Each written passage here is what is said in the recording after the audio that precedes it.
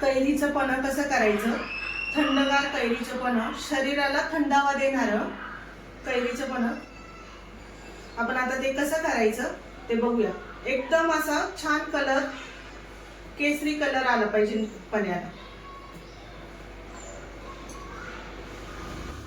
कैरीचं पन्ह करण्यासाठी मी कैरी घेतली आहे,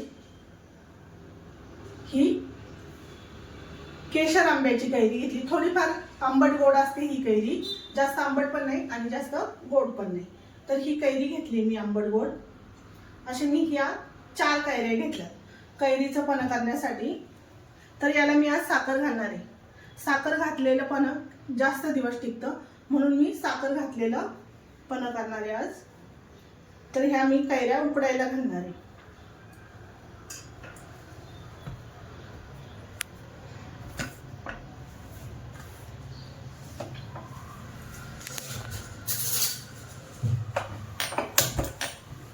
आता याला 3 शिट्ट्या होऊ देणार आहे। याला चांगल्या 3 शिट्ट्या होऊन द्यायच्या, मग मऊसूत शिजलं जातं हे। आता आपण याला 3 शिट्ट्या होऊन देऊया।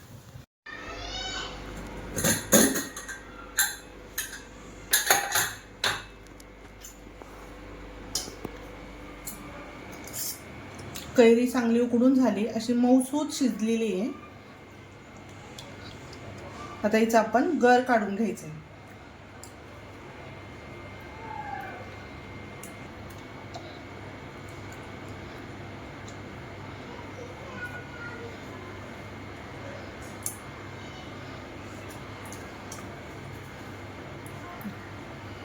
याचा चांगला गर काढून घ्यायचा आहे। थोडासा हलका हलका सालीचा पण काढायचा आहे, जास्त काढायचा नाही, नाहीतर कडवटपणा येतो याला।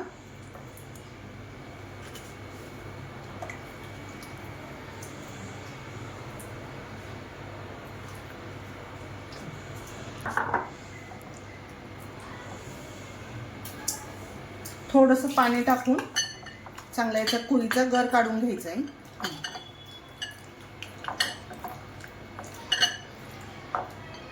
चांगली अशी स्वच्छ करून घ्यायची कुळी। थोडीशी लालसर कैरी असल्यामुळं रंग छान आला हिला।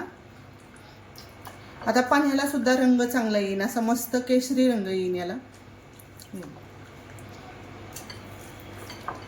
थोडीशी पिकायला लागलेली कैरी होती।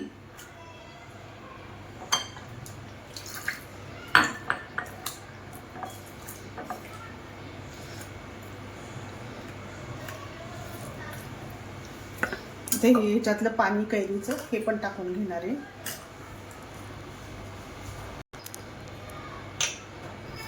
याच्यात चवीपुरतं मीठ घालणार आहे।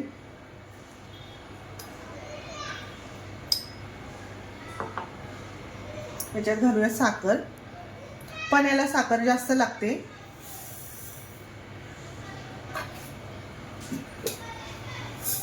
साखर घातली आहे, चांगलं हलवून घ्यायचं याला। आता आपण हेच मिक्सरला लावणार आहे, चांगली बारीक फाईन पेस्ट होईपर्यंत याला मिक्सरला वाटून घ्यायचं।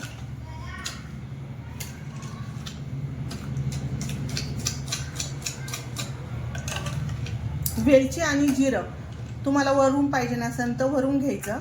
याच्यात वेलची टाकली तरी चालते, कुणाला वेलचीचा स्वाद आवडत असेल तर वेलची टाका।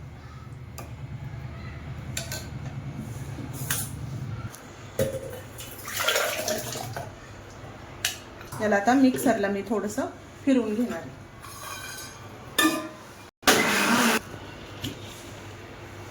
हे मिक्सरमध्ये काढून घ्यायचंय। हे दुसरं राहिलेलं मी आता याच्यात ओतून घेणार आहे।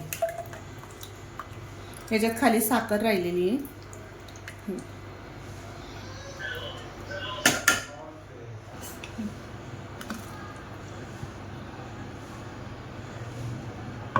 हा पल्प चांगला घट्ट झालाय आणि रंगही छान आलाय, केसरी रंग आलाय।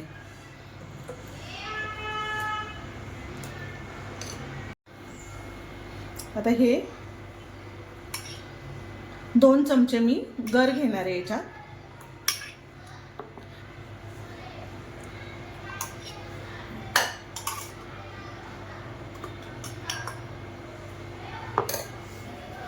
याच्यात थंडगार पाणी घालणार आहे. पाहिजे तेवढं आपल्याला घ्यायचंय.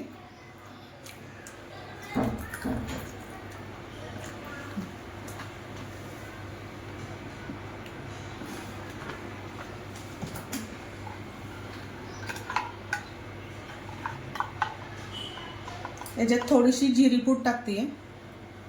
जिरी पूडनी चव छान येते आणि पचायलाही पोटाला हा हलका.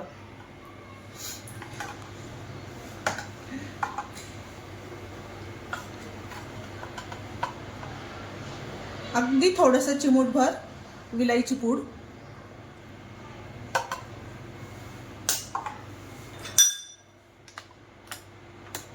मिक्स करून घेऊया हे.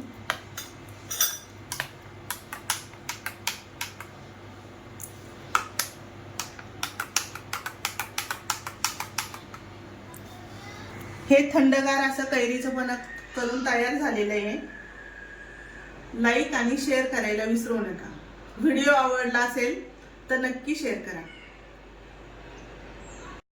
हे आपण असं बरणीत भरून ठेवायचं आहे. महिना 2 महिने टिकतं. जेव्हा पाहिजे तेव्हा आपल्याला 2 चमचे गर काढून घ्यायचा, पाणी मिक्स करायचं आणि वरून जिरी पावडर तुम्हाला काय पाहिजे असेल ते मिक्स करायचं.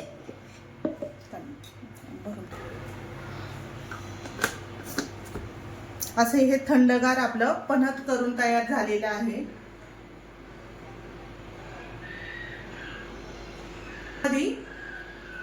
महिना 2 महिने टिकू शकतं.